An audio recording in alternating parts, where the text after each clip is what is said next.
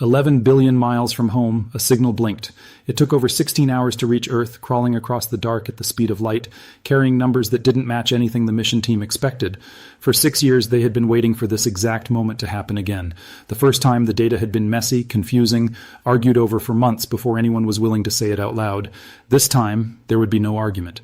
A 41-year-old spacecraft, older than most of the engineers still tracking it, had just done something almost no machine built by human hands has ever done. This is the real story of Voyager 2. On November 5, 2018, deep in the outer dark beyond Neptune, Voyager 2's plasma instrument recorded something it had never recorded before. Nothing. The steady outward hum of the solar wind, the stream of charged particles constantly flowing from the sun, simply stopped. At NASA's Jet Propulsion Laboratory in Pasadena, California, the mission team spent weeks cross-checking that reading against 3 other onboard instruments before they were confident enough to speak publicly. On December 10, 2018, at the American Geophysical Union meeting in Washington, D.C., NASA made it official. Voyager 2 had crossed the heliopause. It had left the protective bubble of our sun and entered interstellar space. Only one other human-made object had ever done this before. The announcement drew scientists and journalists from around the world into a single conference room, watching as decades of patient tracking finally produced a second confirmed data point for a boundary humanity had only ever crossed once before. "This is what we've all been waiting for," said Suzanne Dodd, Voyager project manager at NASA's Jet Propulsion Laboratory, describing the moment the team finally felt confident enough to make the call public. Ed Stone, the mission's longtime project scientist, had spent decades preparing for a moment he could never precisely predict. Even with everything researchers understood about the heliosphere by 2018, no one could say in advance exactly when or exactly where Voyager 2 would make its crossing. The heliopause does not sit still. It breathes in and out with the rhythm of the sun's own 11-year activity cycle, expanding and contracting as solar wind pressure rises and falls. That meant the boundary itself was, in a very real sense, a moving target, and Voyager 2 had to catch it exactly right. Consider what it took to get there. Voyager 2 launched on August 20th, 1977, 16 days before its twin, Voyager 1. It was built to survive a 5-year mission past Jupiter and Saturn. Instead, engineers on Earth kept reprogramming it, decade after decade, stretching its intended lifespan into something no one in 1977 could have promised. It went on to become the only spacecraft in history to fly close to both Uranus and Neptune. By the time it reached the heliopause, Voyager 2 had been traveling for over 41 years. It was 119 astronomical units from the Sun.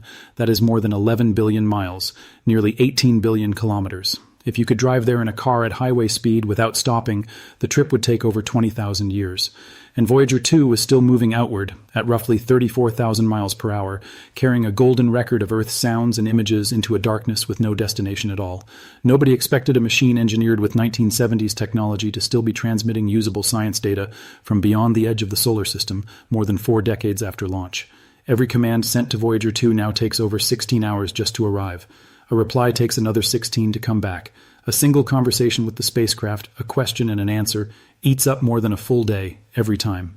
Its onboard computer has less processing power than a modern key fob. Its data is still transmitted at a rate slower than an old dial-up modem. And yet, across more than 11 billion miles of empty space, that signal still arrives, faint but readable, carrying real scientific measurements from a region of the galaxy no human being has ever visited. Engineers back on Earth who worked the original Voyager launch in 1977 have, in some cases, spent their entire careers with this single mission, watching a 5-year plan quietly become a 5-decade one. Then, rewind to understand how it got there. Back in 2007, Voyager 2 crossed a different boundary, the termination shock, the point where the outward-rushing solar wind abruptly slows from supersonic to subsonic speed as it begins colliding with the thin material of interstellar space. From there, it entered the Helios sheath, a turbulent, compressed layer of plasma sometimes described as the transitional shell between our star's territory and the galaxy beyond it. Voyager 1 had already made this same crossing in December 2004 and had already pushed on to reach the heliopause itself in August 2012, becoming the first human-made object ever to leave the heliosphere. But Voyager 1's exit had been strange. Its plasma instrument had stopped working back in 1980, decades before it needed it most. Scientists were forced to rely on secondary evidence, a rise in cosmic rays, a drop in solar particles, and finally, almost a year later, oscillations detected by its plasma wave subsystem that confirmed the spacecraft had, in fact, already left. It took nearly 12 months of uncertainty before NASA was willing to call it. Voyager 2 carried a working plasma science experiment. This time there would be a direct measurement. Meanwhile, the crossing itself unfolded differently than anyone predicted. Voyager 1's departure from the Heliosphere had taken about 28 days, marked by strange back-and-forth readings, the spacecraft appearing to dip in and out of interstellar space before fully departing. When researchers looked at Voyager 2's data, they found something almost eerily clean by comparison. The transition took less than a single day. The solar wind readings plummeted to zero. Cosmic ray counts from outside the solar system spiked. The temperature of the surrounding plasma jumped to between 3,000 and 5,000 Kelvin, hotter than the untouched interstellar medium beyond it, compressed by the pressure of the heliosphere pushing back against it. And remarkably, the crossing distance, 119 astronomical units, landed almost exactly where Voyager 1 had crossed 6 years earlier, despite the two probes traveling in completely different directions, through different phases of the Sun's 11-year activity cycle. That single coincidence stunned the mission's own scientists.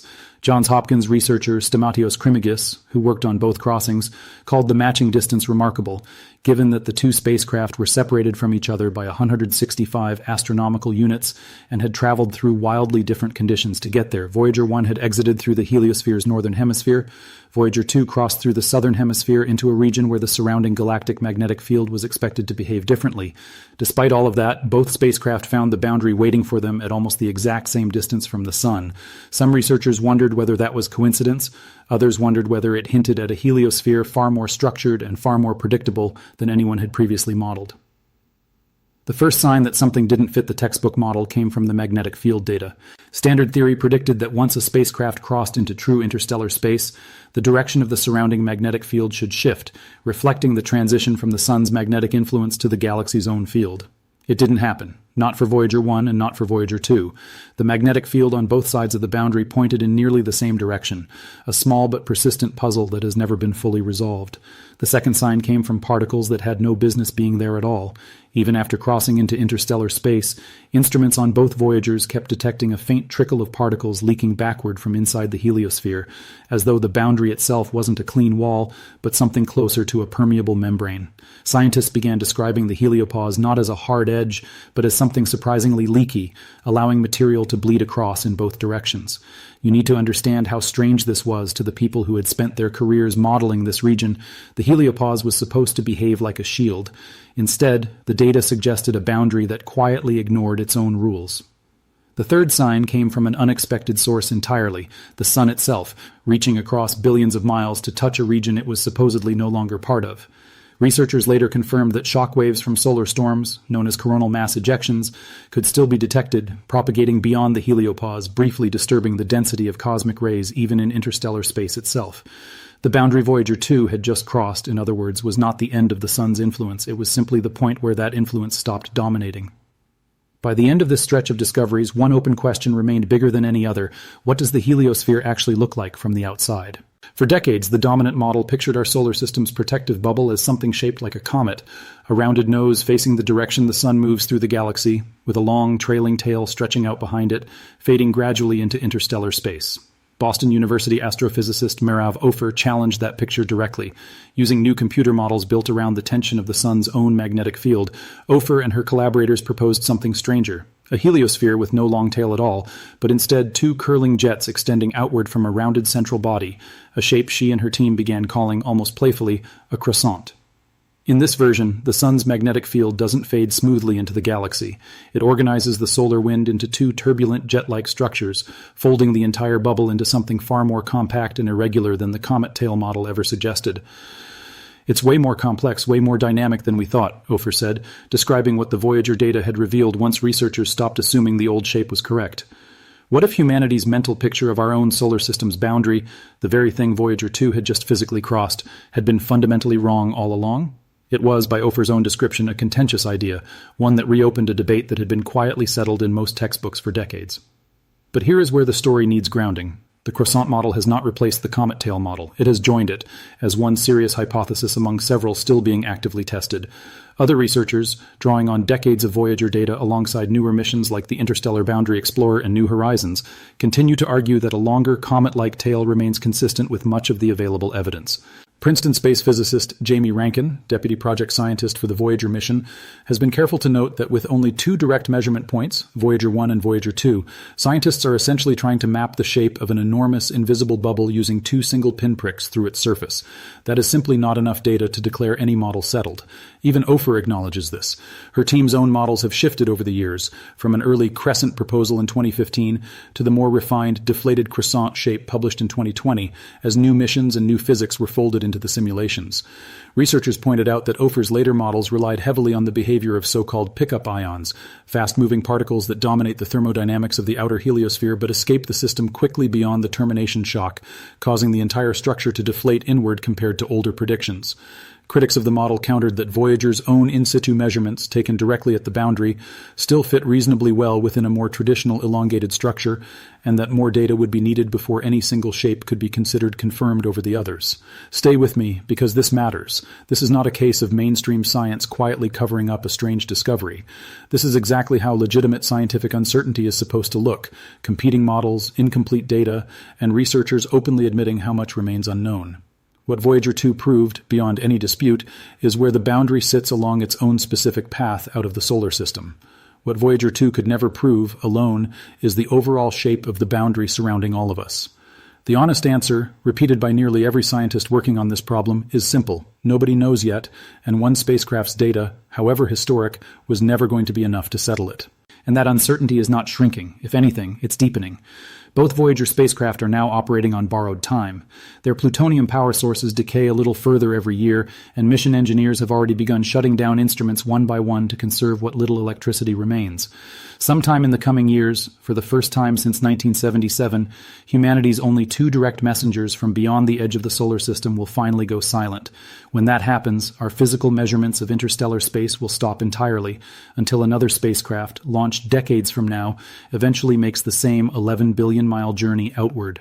NASA's newer interstellar mapping and acceleration probe, launched to study the heliosphere's boundary from a much closer vantage point near Earth, is now beginning to add a wider, remote picture to what Voyager could only measure directly, one narrow slice at a time. Everything changed the moment Voyager 2 confirmed it wasn't alone in having crossed this boundary. Two data points gathered decades apart in different directions at different points in the solar cycle, and they still couldn't fully agree on the shape of the bubble that shelters every planet, every human being, every satellite we have ever launched. We live inside something we still cannot fully picture from the outside.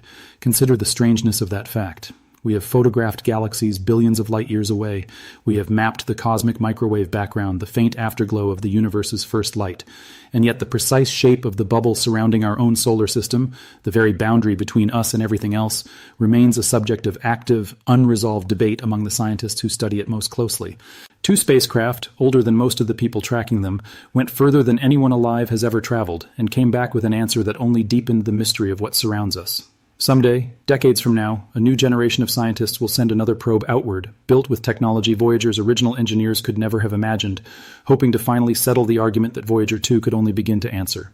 Until then, the shape of our own cosmic shelter remains sketched in uncertainty, a boundary we have touched twice, in two different places, and still cannot fully draw. If you want to understand what Voyager finds next, because it is still out there, still transmitting, still the farthest working human-made object in existence, stay subscribed for when the next signal comes home.